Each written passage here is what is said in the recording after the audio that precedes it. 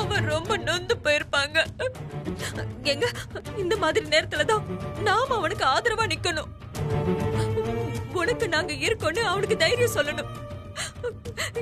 இல்லன்னா பெத்தவங்களே நம்மள கைவிட்டுட்டாங்களேன்னு அவன் மனசு உடைஞ்சு போயிடுவாங்க. தயவு செஞ்சு நம்ம கிட்ட கூட்டிட்டு போங்க. உங்களை கெஞ்சி கேக்குறேங்க. தயவு செஞ்சு நம்ம கிட்ட கூட்டிட்டு போங்க. உங்களை ரொம்ப கெஞ்சி கேக்குறேங்க. என் பிள்ளைய நான் பார்க்கணும். கஸ்தூரி, டியூட்டிக்கு போற நேரத்துல என்ன எரிச்சல் படுத்தாத. என்னால உன்னை எங்கேயும் கூட்டிட்டு போக முடியாது. இப்படி ஒரு புள்ளைய பெத்துட்டமேன்னு வீட்லயே உட்காந்து அழுதுகிட்டே இரு. என்னங்க கொஞ்சம் பெரிய மனசு பண்ணுங்க. எனக்கு என் பிள்ளைய பார்க்கணுங்க. அவனை பார்க்காம நான் சாப்பிட மாட்டேன். ஒரு வாய் தண்ணி கூட இறங்காது. ஏங்க இப்படி அநியாயம் பண்றீங்க? பெத்தவளோட வேதனை உங்களுக்கு புரியலையா? அவன் உங்களுக்கு மகன் தாங்க. அவனை பார்க்கணும்னு உங்களுக்கு மனசு துடிக்கலையா? அவன் மேல வச்சிருந்த பாசம் எல்லாம் பொய்யா? உங்களுக்கு இஷ்டம் இல்லைனாலும் பரவாயில்ல. என்னால அவனை பார்க்காம இருக்க முடியலங்க. என்னையாவது அவன் கிட்ட கூட்டிட்டு போங்க. எதுக்கு இப்படி ஒப்பாரி வச்சு அழுதுகிட்டு இருக்க? வெற்றி உனக்கு மட்டும் புள்ள இல்லடி, எனக்கு அவன் புள்ளதான். கோபமா பேசுறனே தவிர அவன் மேல பாசம் இல்லாம இல்லடி. நான் உசுரா நினைச்சு வளர்த்த புள்ள அவன். ஒரே ஒரு தப்பால அவனை நான் மொத்தமா வெறுத்துருவேன். நீ முட்டாள்தனமா யோசிக்காத.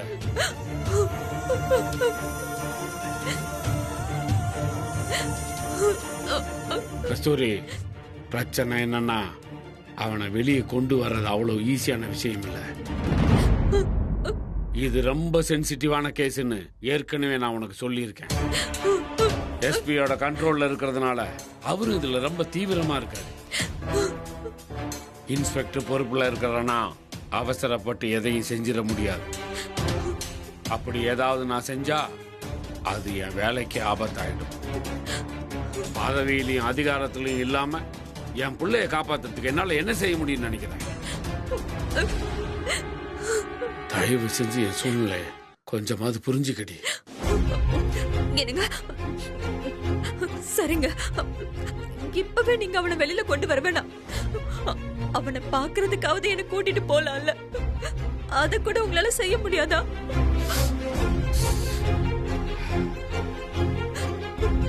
பெத்த பிள்ளைய ஜெயில வச்சு அக்யூஸ்டா பாக்கணுங்கிறது விதியா இருந்தா அதை யாரால மாத்த முடியும்? சரி, கிளம்பு, போலாம்.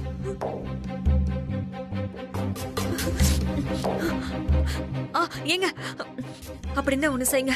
அவனுக்கு இறால் தொக்குன்னா ரொம்ப இஷ்டம். நீங்க போய் இறால் வாங்கிட்டு வந்துருங்க. 10 நிமிஷத்துல நான் செஞ்சறேங்க. எடுத்துட்டு போயிடலாம். அறிவு இருக்காடி உனக்கு? அங்க அதெல்லாம் கொண்டு போக முடியாது.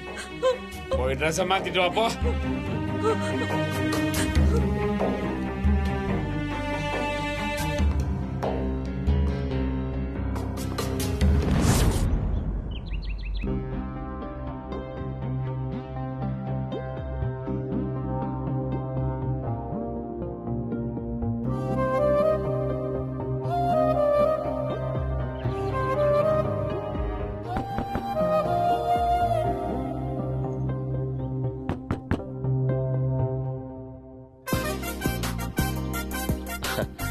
ஹாய் மயிலு, குட் மார்னிங். கோலம் போடுறப்பதானே பாத்தீங்க. திரும்ப எதுக்கு குட் மார்னிங் சொல்றீங்க? அது ஒவ்வொரு தடவையும் உன்னை பாக்குறப்போ அப்படியே புதுசா பாக்குற மாதிரி இருக்கு மயிலு. அதான். இப்ப என்ன சார் வேணும் உங்களுக்கு? மயிலு, எனக்கு வெளியில சாப்பிட்டு சாப்பிட்டு நாக்கு செத்து போச்சு. இனிமே நான் வீட்லயே செஞ்சு சாப்பிடலான்னு முடிவு பண்ணிட்டேன். அதான் இட்லிக்கு மாவு அரைக்கணும். எவ்வளவு அரிசி போடணும், எவ்வளவு உளுந்து போடணும்னு சொன்னா நான் வேலையை ஆரம்பிச்சிருவேன். உங்களுக்கு எதுக்கு சார் இந்த வேண்டாத வேலை? என்ன மயிலு, நீ எனக்கு டிப்ஸ் கொடுப்பேன்னு பார்த்தா இப்படி டிஸ்கரேஜ் பண்ணிட்டு இருக்க. இங்க பாரு, நான் செல்ஃப் குக்கிங்ல ஆரம்பிச்சு அப்படியே படிப்படியா ஷெஃப் ஆயிடணுங்கிறது தான் என்னோட விருப்பம். அப்படியே இட்லியில இருந்து என்னோட பயணத்தை ஆரம்பிக்கலான்னு நான் முடிவு பண்ணிருக்கேன். ப்ளீஸ் மயிலு, எனக்கு சொல்லிக் கொடு ப்ளீஸ். சரி சொல்றேன், ஞாபகம் வச்சுக்கோங்க. ஒருத்தருக்கு தானே அரைக்க போறீங்க? ஆமா. 1/2 கிலோ இட்லி அரிசி, 1/4 கிலோ உளுந்து, ஒரே ஒரு ஸ்பூன் வெந்தயம் போதும். போதும் போதும். ஓகே மயிலு, ரொம்ப தேங்க்ஸ். நான் வரேன். இட்லிக்கு என்னென்ன வேணும்னு மட்டும் கேட்டுட்டு போயிட்டாரு. செய்முறையெல்லாம் அவருக்கே தெரியுமா?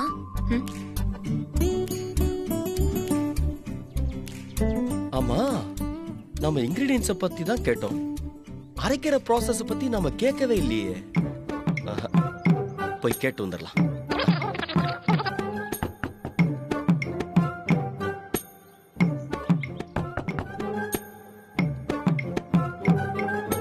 இப்ப என்ன சார் வேணும்? மயிலு, கோச்சுக்காத மயிலு, எனக்கு சின்ன சின்னதா நிறைய டவுட் இருக்கு. நான் கேட்டுக்கலாமா?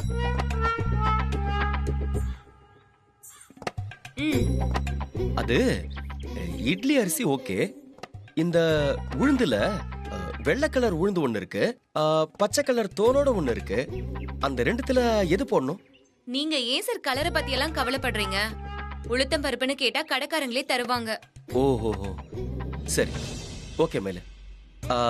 இந்த அரிசியும் உளுந்தையும் அப்படியே யூஸ் பண்ணலாமா இல்ல வாஷ் பண்ணி யூஸ் பண்ணுமா? சோறு வடிக்கிறதா இருந்தாலும் மாவு அரைக்கிறதா இருந்தாலும் கழுவாம எதையுமே யூஸ் பண்ண கூடாது சார். அரிசி உளுந்து ரெண்டையுமே தண்ணில நல்லா 2 தடவை கழுவிக்கோங்க. அப்பதான் அதுல இருக்க சின்ன சின்ன பூச்சி தூசெல்லாம் கூட போயிடும். மயிலு, நீ இவ்ளோ விஷயம் சொல்றல, ஒரு முக்கியமான விஷயத்த சொல்லாம போயிட்டியே. இங்க பாரு, கத்து குட்டியா இருந்தாலும் நான் கண்டுபிடிச்சிட்டேன் பாத்தியா? அப்படி என்ன கண்டுபிடிச்சிட்டீங்கன்னு சொல்லுங்க சார். இந்த கலவையில உப்ப மிக்ஸ் பண்ணுமே, அத மறந்துட்டியே. அத பத்தி ஒரு வார்த்தை கூட பேசவே இல்லையே. இத கண்டுபிடிச்சதுக்கு உங்களுக்கு நோபல் பரிசு தான் கொடுக்கணும் சார். நோபல் பரிசா? மாவெல்லாம் அரைச்சதுக்கு அப்புறம் தான் உப்பு போடணும் சார். ஓஹோ, ரைட். அது எனக்கும் தெரியும் மயிலு. இது உனக்கு தெரியுதா தெரியலையான்னு டெஸ்ட் பண்ண உன்ன. நான் இட்லி சுட்டுட்டு வரேன். என்ன வேற ஏதாவது டவுட் இருந்தா இப்பவே கேட்டுக்கோங்க சார். சும்மா சும்மா வாசல்ல வந்து நிக்காதீங்க. மயிலு, எனக்கு எந்த டவுட்டும் இல்ல மயிலு. நானே மாவரைச்சு நானே இட்லி சுட்டு உனக்கு எடுத்துட்டு வரேன். நான் எவ்வளவு தெளிவா இருக்கேன் பாத்தியா? அரிசியை கழுவணுமான்னு கேட்டீங்களே, அப்பவே நீங்க எவ்வளவு தெளிவுன்னு புரிஞ்சிருச்சு சார். உங்க இட்லி சிறப்பா வர்றதுக்கு என்னுடைய வாழ்த்துக்கள். தேங்க்யூ மயிலு, வரேன். அடிப்படையே தெரியாம எந்த நம்பிக்கையில சார் இப்படி பேசிட்டு போறாரு? அவர் என்ன வேணாலும் செஞ்சுக்கட்டும். அவர் இட்லில இருந்து நாம எஸ்கேப் ஆயிடணும். அம்மா அண்ணி கிட்ட இட்லிக்கு ஊற வச்சிட்டியான்னு கேட்பாங்க. அப்போ இது ரெண்டத்தையும் ஊற வைக்கணுமோ? எவ்வளவு நேரம் ஊற வைக்கணும்? ஒரு 10 நிமிஷம்? ஒரு அரை மணி நேரம்? அட, எதுக்கு குழப்பம்? நம்ம கிச்சன் குரு கிட்டே போய் கேட்டுருவோம்.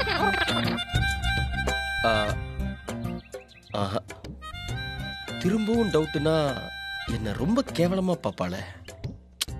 பரவாயில்ல விடு ஜீவா, எவ்வளவோ பாத்துட்டோம், இத பார்க்க மாட்டோமா? ஐ எம் வெரி சாரி மயிலு, ஒரு சின்ன டவுட் தான். ஆமா, இது ரெண்டுத்தையும் எவ்வளவு நேரம் ஊற வைக்கணும்? குறைஞ்சது 2 மணி நேரமாவது ஊற வச்சு அரைச்சாதான் மாவு நல்லா வரும். ஐயோ, 2 மணி நேரமா? அவ்வளவு நேரம் ஊற வச்சு எப்போ அரைச்சு எப்போ இட்லி சுட்டு சாப்பிடுறது? இது பெரிய ப்ராசஸா இருக்கும் போல இருக்கே. நாம பேசாம ரவை உப்புமாவையே கிண்டி சாப்பிட்டுருக்கலாமோ? ஐயோ, ஆஹா, இல்ல ஜீவா, முன் வச்ச கால பின் வைக்க கூடாது. இன்னைக்கு எவ்வளவு நேரம் ஆனாலும் சரி, நாமளே தான் மாவு அரைச்சு இட்லி சுட்டு சாப்பிடுறோம். எஸ். என்ன சார் யோசிக்கிறீங்க? ஒண்ணு இல்ல மயிலு, இந்த குஷ்பு இட்லிங்கிறாங்கல்ல, அத அட்டம்ப்ட்லயே ட்ரை பண்ணலாமான்னு யோசிச்சேன். அப்புறம் அத நெக்ஸ்ட் டைம் பாத்துக்கலான்னு விட்டுட்டேன். சரியா? வரேன். மல்லிகைப்பூ இட்லியோட வந்து உன்னை மீட் பண்றேன். பாய். இப்பவே அரைச்சு இப்பவே இட்லி ஊத்துற மாதிரி இன்ஸ்டன்ட் ஐடியா ஏதாவது இருக்குமா? அதையும் கேட்டு கிளியர் பண்ணிக்கலாமா? வேண்டாம், இப்போ கேட்டா கண்டிப்பா இவ கழுவி கழுவி ஊத்துவா. அரைச்சிட்டு பொறுமையா கேட்டுக்கலாம்.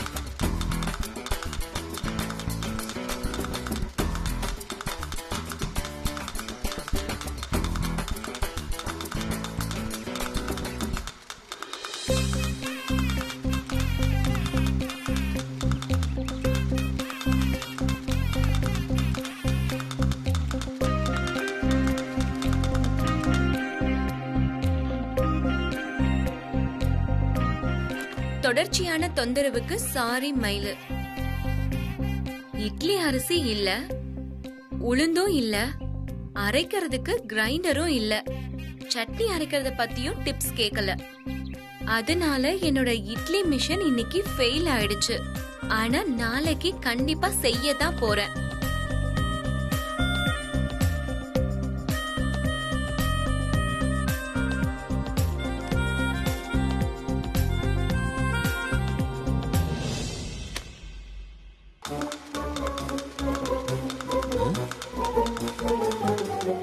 என்ன இது? நம்ம பொம்மை நம்மளையே கூப்பிடுது.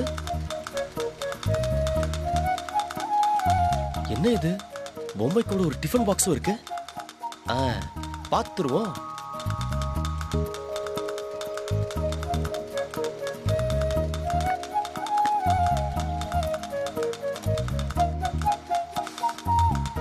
ஆஹா, மனமே மயக்குதே. என்ன இருக்குன்னு பார்க்கலாம்.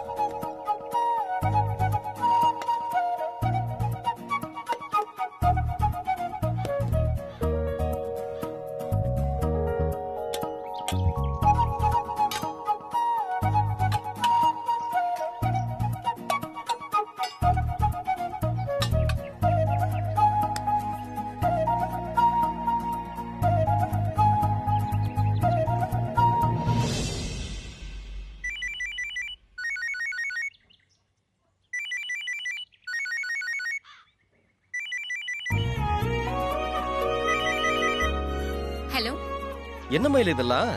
பார்த்தா தெரியல, இட்லியும் சட்னியும். ஏ, அது எனக்கு தெரியாதா? இப்ப எதுக்கு எனக்கு இதை அனுப்பி வச்சிருக்க? சாப்பிடதான். உங்க சமையல் அறிவை வச்சுக்கிட்டு எந்த சோதனை முயற்சியிலையும் இறங்காதீங்க. எப்பவும் போல வெளியிலயே பாத்துக்கோங்க. இன்னைக்கு ஒரு நாள் மட்டும் நான் கொடுத்து அனுப்பிச்சத சாப்பிடுங்க. ரொம்ப தேங்க்ஸ் மயிலு. பசிய புரிஞ்சுக்கிட்டு கரெக்டா அனுப்பி வச்சிருக்க பாத்தியா? சூப்பர். ஆமா, இதுக்கெல்லாம் என்ன மயில் அர்த்தம்? எனக்கு உங்க மேல சொல்லு மயிலு. ஐயோ, சஸ்பென்ஸ் வைக்காத. இப்பவே எனக்கு நெஞ்சே வெடிச்சிரும் போல இருக்கு. சொல்லு. உனக்கு என் மேல நிறைய பரிதாபம் இருக்குன்னு அர்த்தம். இதுக்கு நீ தெரியலன்னே சொல்லிருக்கலாம். ஆள பாரு. பரிதாபமா?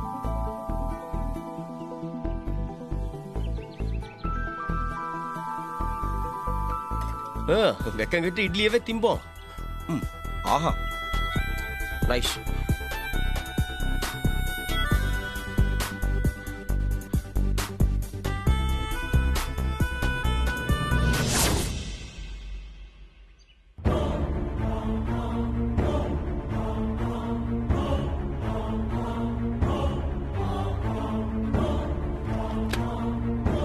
சொல்லுங்க சார்.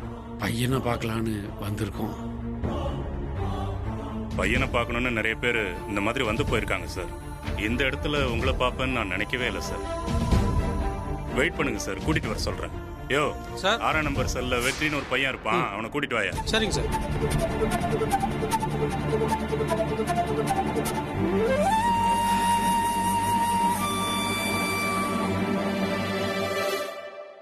வெற்றி யாராங்க?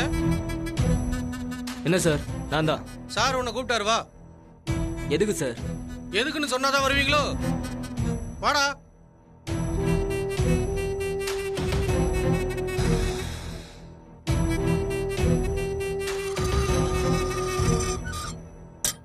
போ.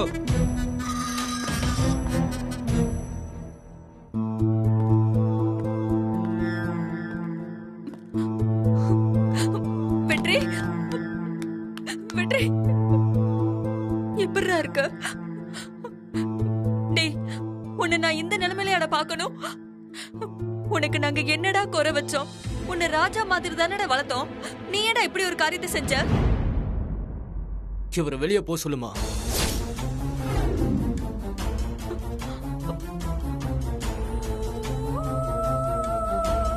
இவர் இங்க இருந்தா நான் உன் கூட பேச மாட்டேன். டேய், டேய், இவர் உன் அப்பாடா. நீ செஞ்ச காரியத்துக்கு இவர் தாண்டா உன் மேல கோவப்படணும். நீ ஏன்டா இவர் மேல கோவப்படுற? இப்போ நீ இவரை போ சொல்றியா இல்ல நான் வெளியே போட்டுமா? டேய், ஏய் என்னடா நினைச்சிட்டு இருக்க உன் மனசுல? சார் விடுங்க சார். Sorry sir. கஸ்தூரி நீ பேசிட்டு வா, நான் வெளியே இருக்கேன்.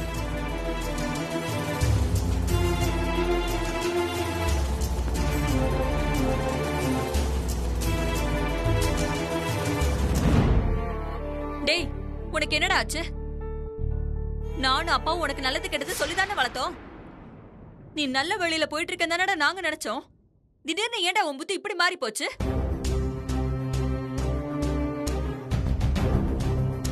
நீ இப்படி ஒரு கேடு கட்ட காரியத்தை செஞ்சேன்னு தெரிஞ்சதுமே என் நெஞ்சே வெடிச்சு போச்சுடா. எனக்கே எப்படின்னா உன் அப்பா எப்படி துடிச்சு போயிருப்பாருன்னு கொஞ்சமாவது யோசிச்சு பாத்தியாடா? வெற்றி, உன் மேல உங்க அப்பா உசுரே வச்சிருக்காருடா. என் புள்ளதான் எனக்கு எல்லாமேன்னு உன் மேல அவ்வளவு நம்பிக்கை வச்சிருந்தாருடா. அந்த நம்பிக்கையை நீ கொன்னுட்டியேடா. போதும் நிறுத்துமா. அவரை பத்தி பேசுறதா இருந்தா நீயும் போயிடு வெளியே. டேய், உனக்கு அவர் மேல அப்படி என்னடா கோவம்? அவர் உனக்கு நல்லது மட்டும் தானே செஞ்சிருக்காரு. நான் தடுத்தும் கூட கேட்காம நீ ஆசைப்பட்டதெல்லாம் உனக்கு வாங்கி கொடுத்திருக்காரு. அவரு அப்படி நல்லது செஞ்சோம் நீ ஏன்டா இவ்வளவு பெரிய பாவத்தை செஞ்ச? காரணம் எல்லாம் சொல்ல முடியாதுமா. எனக்கும் என்னோட ஃப்ரெண்ட்ஸ்க்கும் நிறைய பணம் தேவைப்பட்டுச்சு. அதான் நான் செயின் அறுத்தேன்.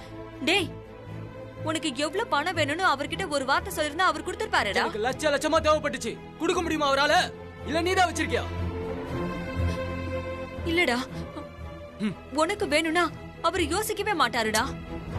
எப்படியாவது ஏற்பாடு பண்ணிடுவாரு. கிழிச்சாரு.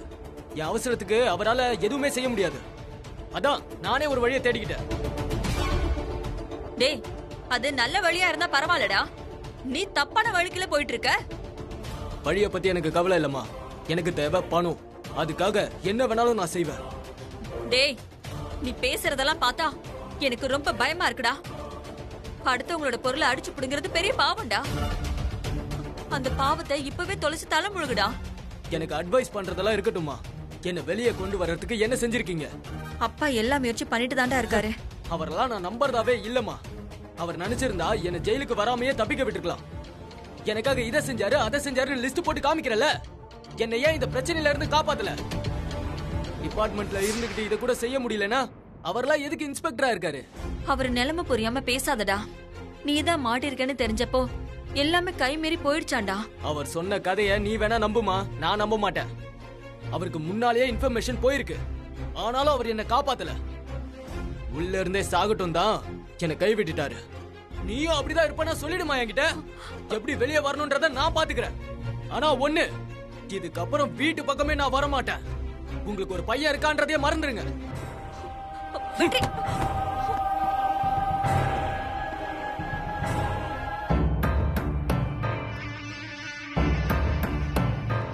சார், அக்யூஸ்ட் யாரையாவது விட்டு போக வந்தீங்களா சார்?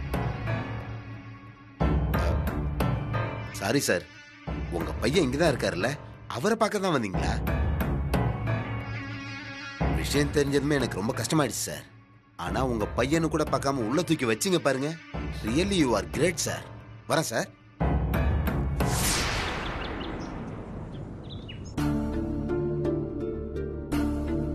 அக்கா, இதுல 3000 பணம் இருக்கு.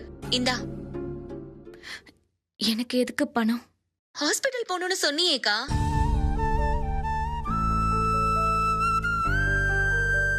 மாமா கிட்ட பணம் இருக்கா இல்லையான்னு தெரியல.